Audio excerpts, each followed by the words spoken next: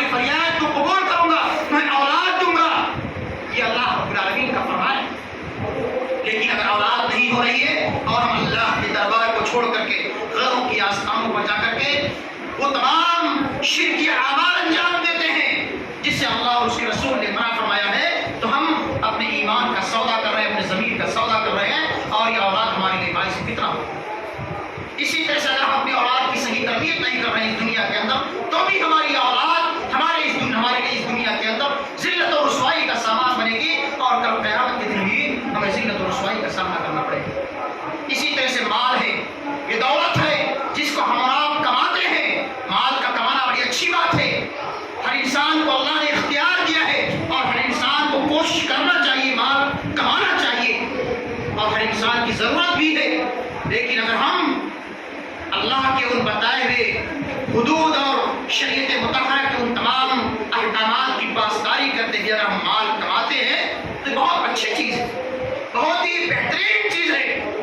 کہ اللہ رب العالمین نے جن چیزوں کے کرنے کا اختیار کرنے کا ہم کو حکم دیا ہے کہ ہم حلال روزی تلاش کریں، حلال کھائیں اور حلال کھلائیں، بہت ہی اچھی چیز ہے۔ لیکن اگر ہم حرام طریقہ اختیار کریں گے، چوری کر کے، بےمانی کر کے، جھوٹ بول کر کے، دھوکہ دے کر کے، فراڈ کر کے، بےمانی کر کے اگر ہم مال کمائیں گے تو ہمارا یہ مال اللہ کے مقبول نہیں ہوگا۔ حرام کمائی کر کے اگر ہم اللہ رب العالمین کے لیے اس دنیا کے اندر اللہ کی خوشنودی حاصل کرنے کی کوشش کریں گے تو ہماری اولاد اور نہ ہمارا یہ مال ہمارے کچھ کام آئے گا، بلکہ یہ ہمارے لیے وبال جان ہوگا، ہمارے لیے جہنم میں جانے کا ذریعہ اور سبب بنے گا۔ اور اسی طرح سے اللہ رب العالمین نے ہم کو رات کو اس بات کی تعلیم دی ہے کہ ہم جب تک اس دنیا کے اندر زندہ ہیں اسلام کے بتائے ہوئے طریقوں پر عمل کرتے ہیں، اس لیے کہ یہ دنیا یہ جہنم میں جانے کا ذریعہ بھی ہے اور جنت کو اختیار کرنے کا بھی ذریعہ اور سبب ہے۔ یہی دنیا کے اندر جو کچھ ہم کریں گے، کمائیں گے، بنائیں گے، اس جیسا بیج لگائیں گے ویسا ہی پھل ہم قیامت کے دن کاٹیں گے۔ اور اسی طرح سے اللہ کے رسول جناب محمد رسول اللہ نے ارشاد فرمایا، صحابہ کرام نے اللہ کے رسول سے پوچھا کہ اے اللہ کے رسول، جنت میں سب سے زیادہ چیز کون سی چیز ہے جو جنت میں جانے کا ذریعہ اور سبب بنتی ہے؟ اللہ کے رسول نے فرمایا کہ تقوی اللہ و حسن الخلق، اللہ کا ڈر، اللہ کی خشیت اور اچھے اخلاق، لوگوں کے ساتھ میل محبت کے ساتھ رہنا، حسن اخلاق سے پیش آنا، بھائی چارگی کی فضا کو ہموار کرنا،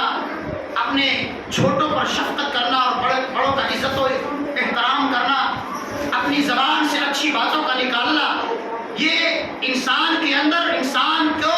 جنت میں جانے کا ذریعہ اور سبب بنتی ہے۔ اور اللہ کے رسول سے پوچھا گیا کہ انسان کے لیے جہنم میں جانے کا ذریعہ اور سبب بننے والی چیز کون سی ہے؟ تو اللہ کے حبیب نے فرمایا کہ الفم والفرج، یعنی انسان کی زبان اور انسان کی شرمگاہ، یعنی یہ زبان جس کا نشر بہت ہی خطرناک ہوتا ہے، یہ زبان جس کے بارے میں اللہ کے رسول نے فرمایا تھا کہ اگر انسان مجھ کو اپنے زبان کی حفاظت اور اپنے شرمگاہ کی حفاظت کی ضمانت کی گواہی دے دے تو میں اس میں جنت کی ضمانت کی گواہی دیتا ہوں۔ اگر انسان اس دنیا کے اندر اپنی زبان کو کنٹرول میں رکھے، اپنی شرمگاہ کی حفاظت کرے،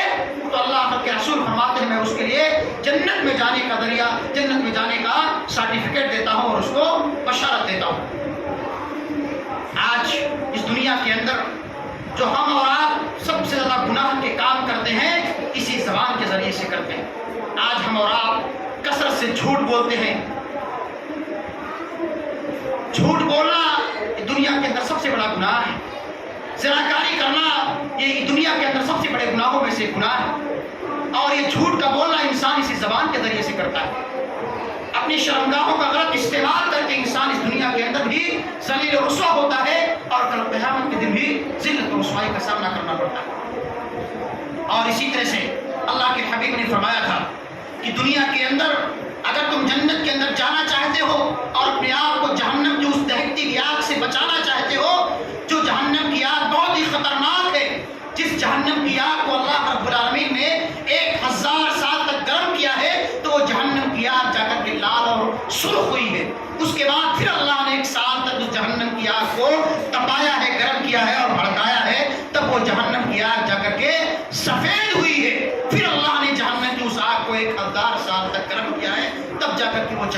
کی آگ کالی اور سیاہ ہوئی ہے، اور آج جہنم کی آگ کیا ہے؟ کالی اور سیاہ ہے۔ جس جہنم کی آگ کے اندر اللہ رب العالمین ہم کو اور آپ کو داخل کر دے۔ اگر ہم اس دنیا کے اندر گناہ کے کام کریں گے تو اللہ یقیناً ہم کو جہنم کے اندر داخل کرے گا۔ اگر ہم اور آپ چاہتے ہیں کہ اللہ ہم کو جہنم کی آگ سے محفوظ رکھے اور جنت کے اندر داخل کرے تو ہمیں اس دنیا کے اندر کثرت سے اللہ اور اس کے رسول کے بتائے ہوئے تعلیمات پر عمل کرنا پڑے گا، شرک کی غلاظتوں سے اپنے آپ کو بچانا پڑے گا، پانچ وقتہ نمازوں کا اہتمام کرنا پڑے گا، اللہ کے دیے ہوئے مال کو اس کی راہ میں خرچ کرنا پڑے گا، اپنے ماں باپ کے ساتھ حسن سلوک کرنا پڑے گا، اپنے پڑوسیوں کے ساتھ اچھے معاملات کرنے پڑیں گے، اپنے بڑے بوڑھوں کا عزت و تکریم کرنا پڑے گا، اپنے چھوٹوں کے ساتھ شفقت و محبت کا معاملہ کرنا پڑے گا۔ یہ تمام وہ اعمال ہیں جو جنت میں جانے کا ذریعہ اور سبب ہے، اور اس کے برخلاف تمام اعمال ہم کو رات کو جہنم میں جانے کا ذریعہ اور سبب بنے۔ اللہ کے حبیب نے فرمایا تھا کہ اتقوا النار ولو بشق تمرہ، اے میری امت کے لوگوں، اے امت محمدیہ کے افراد، تم اپنے آپ کو جہنم کی آگ سے بچا لو، گرچہ کھجور کا ایک ٹکڑا ہی اللہ کی راہ میں خیرات کر کے کیوں نہ ہو۔ کھجور کا ایک ٹکڑا اللہ کی راہ میں صدقہ کر کے خیرات کر کے تم اپنے آپ کو جہنم کی اس آگ سے، اس درکتی کی آگ سے بچا لو۔ وہ جہنم کی آگ جس کے بارے میں اللہ فرماتا ہے یا ایھا الذین آمنوا